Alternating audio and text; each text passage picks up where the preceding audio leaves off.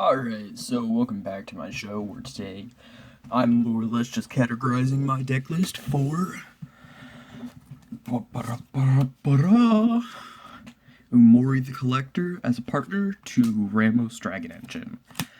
So overall, with Umori, I'm choosing just creatures, so I have to have a lot of utility, like Deathbringer Regent, Mystic Snake, just things overall that'll allow me to do what I need to be doing. Baleful Strix to draw, and then using creatures themselves as your mana rocks. Leafkin Avenger gets you a lot in. Humble Naturalist allows you to get any color, which is great. Naga Vitalist, Leyline Prowler, which is just a great card because it has Death Touch and Lifelink.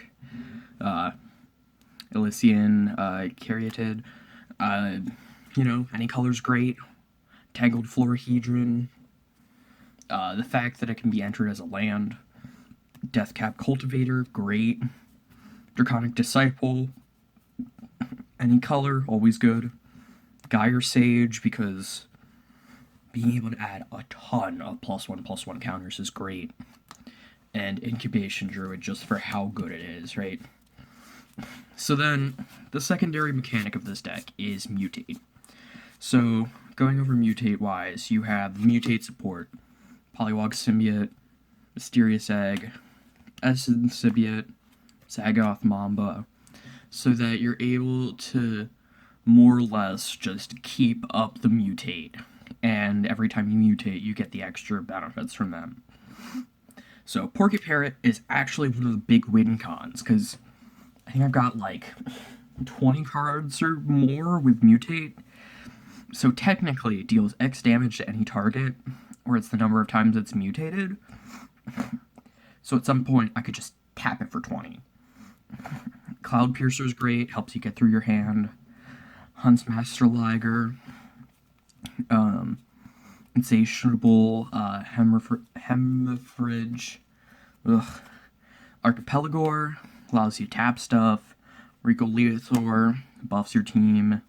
Just a lot of these overall. Necropanther, just basic, the generic whatever I need for Mutate. One of the big hitters for Mutate is Brokos Apex of Forever, which just being able to mutate at any time from the graveyard is very solid. And just a 6/6 body with trample is pretty good. Majestic Oricorn, life gain, not important, but the fact it mutates. Migratory Greathorn, getting in the basic lands. Dreamtail Heron, drawing. Boneyard Lurker, Auspicious Sterix. Everquill Phoenix. The fact is, I don't have any other Phoenixes, so the only card I'm getting back is Everquill Phoenix, but a 4/4 with flying, still great. Gem Razor, again. Being able to destroy an artifact or enchantment. And then I have the alt art for a lot of these cards. And Gem Razor just looks like a One Punch Man monster. Souvenir Snatcher, so I can take, take non-creature artifacts. Glowstone Recluse, get some big bumped up creatures. Dirgebat, really good for at least some removal. The fact I can flash it in. Trumpeting Gnar, I can create more beasts I could probably mutate on top of. Parcel Beasts, again, just land. Chittering Harvester, Cavern Whisper, keeping stuff out of my opponent's hands. Pouncing Shore Shark to get stuff back into my opponent's. Vulpikeet. Again, the flying, being able to get the +1/+1 counters. Cub Warden. I would call another one of the big finishers because, again, if I can just keep mutating on top of it and creating two 1/1 white cat tokens, and then I have other things that are already being mutated, so that'll like Regolithor, which gives everything +2/+1. Could really just take over a game. Sea Dasher Octopus is great for drawing. And then the rest of the creatures in the deck really just help out, like Slitherblade, great to be able to always get an attack in, Managorger Hydra to keep buffing it up, Glistener Elf, because being able to give a creature that mutates on top infect is nice, Galta, because let's just be fair, I can mutate things under Galta, that's cool. Rurik Thar, so I put him in, right? Because since I'm not playing any non-creature spells, the second effect doesn't affect me, it just kills my opponents. Conclave Mentor. I feel like the +1/+1 counters are just good because a lot of things mutate and get +1/+1. And it also synergizes with Ramos, so I'm able to get his remove 5 +1/+1s a lot easier. Evolution Sage, again, every time Ramos would get a +1/+1, it gets 2 now. Well, no, that's not how it works. It proliferates every time I put a land down, so just being able to put more on.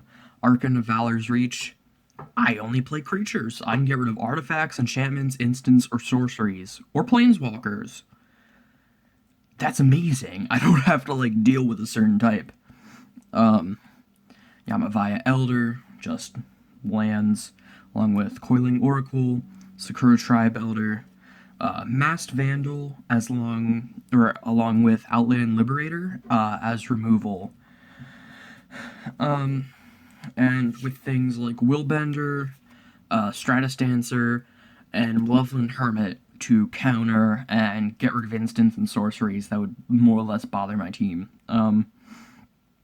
Which Malevolent Hermit can transform, however, I really can't use the backside with this deck because it has to do with non-creature spells. Then I've got Thousand Winds as like a secondary, somewhat board wipe, to be able to return things to my opponent's hand. And then Dragon Master Outcast, just because getting to create that 5/5 every turn can be really nice. So since the deck is kind of stuck without non-land, non-creature cards, and drawing is kind of an option, I've opted to use a good number of the cycling lands. So Barren Moor, Secluded Steep, Lonely Sandbar, Forgotten Cave, Desert of the Mindful, Tranquil Thicket, Desert of the Fervent, just so I can get myself to draw when I need to. Some of the 3-colored lands, so Savage Lands, Sandstep Citadel, Crumbling Necropolis, Opulent Palace, Arcane Sanctum, the Ketria Triome, which is the only Triome I own. Really think I should get more because they're really good. So I can either cycle it or keep it. Mystic Monastery, Frontier Buviek, Jungle Shrine, and that's about it. And since the deck plays 5 colors, I have great options like Exotic Orchard, because no matter what colors my opponents play, it's gonna help. I got Archway Commons because I guess it comes in tapped and I have to pay 1, but adding 1 of any color is great. Vivid, Meadow, Marsh, and Grove, because they give me more options for my mana. Myriad Landscape to get basics, along with Fabled Passage. Got a Command Tower, of course, because getting any color I need is great.